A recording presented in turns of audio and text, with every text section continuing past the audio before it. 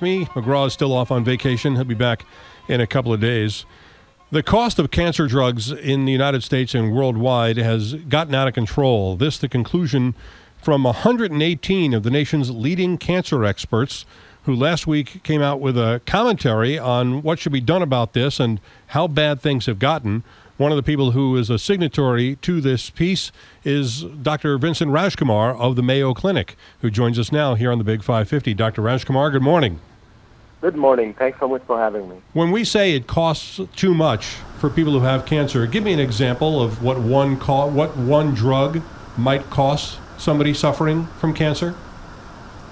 Routinely, new drugs that are approved now cost $100,000 to $150,000 a year, even if they prolong survival only by a few weeks. $100,000 to $150,000 a year, even if the person's not going to live for an entire year. How are families possibly affording this now?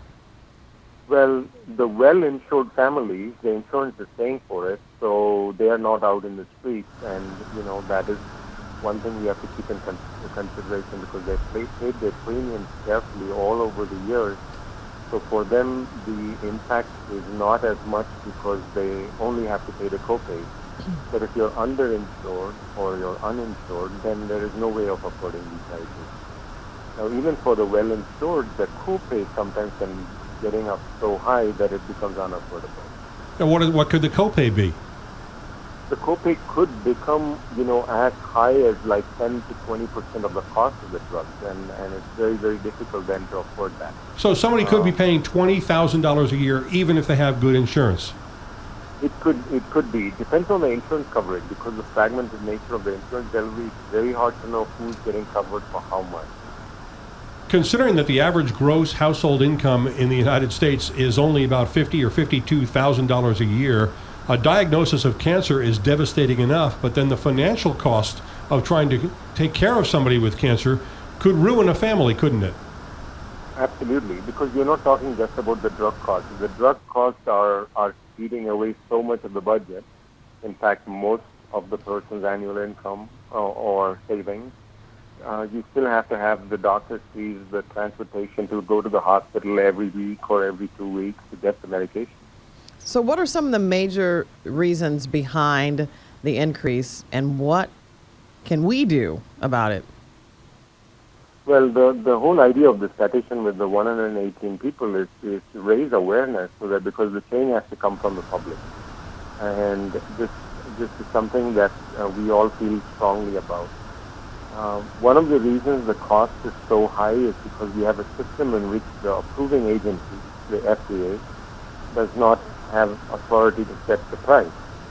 So once the FDA makes a determination that a drug is worth it, and that they could do even if the drug prolongs survival only by a few weeks, then the company can basically charge whatever price they want. I mean, there is no cap.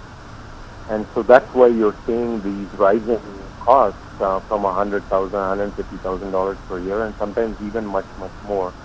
Most other developed countries, once you get a drug approved, then they look at the value it provides. If it provides a couple of extra years of life, then you can charge a higher price than if it provides only 2 weeks. So there is a link between value and cost in other countries. In our country, there is really no link. In fact, there's a law prohibiting Medicare from negotiating any kind of price agreement, so that we just have to pay whatever they ask.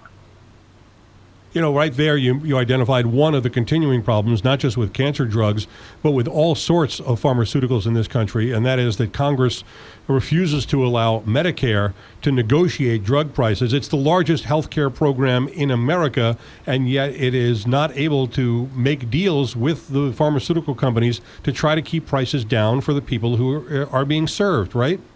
Exactly. I mean, if you are the largest buyer, you really have the best negotiating hand. Yep. And if your hands are tied, then really you're going to have to pay whatever. And this was because of a lot of lobbying, I guess, at the time the Medicare Part B was approved. That was done to get the law passed. But it's really, and that's one problem. The other problem is it's really a monopoly. And this is something that is very subtle. If you, for example, have a pneumonia, there are 10 antibiotics you can take to treat it, and so the prices of the antibiotics are low, because if you took one and the pneumonia went away, you wouldn't need the other. In cancer drugs, for most part, these are not curative drugs. So if you have a particular cancer, each drug works for a few months and then it stops. And so therefore, companies know that you can price the drug very high. Even if they take a competitor's drug, you still come to their drug eventually, because the drugs are not going to cure the disease.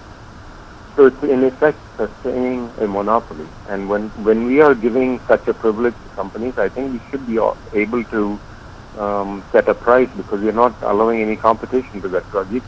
You know what Big Pharma's answer to your last comment is. It's going to be, we spend $1 billion developing this drug. It costs us an enormous amount of money. We need to charge these high prices to recoup our costs, because if we don't, we're going to stop making drugs like these. What do you say to that?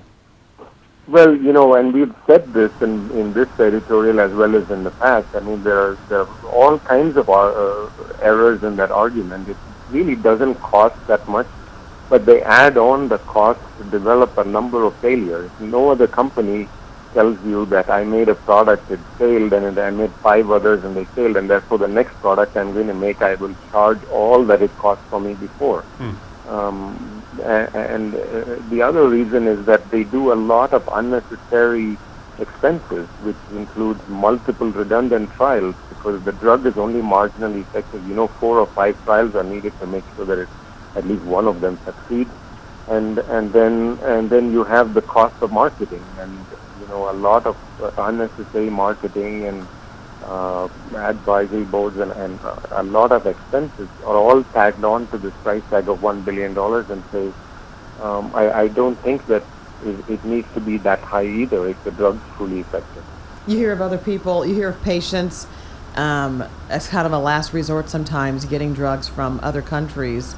That's another solution, right? Trying to import drugs from other countries?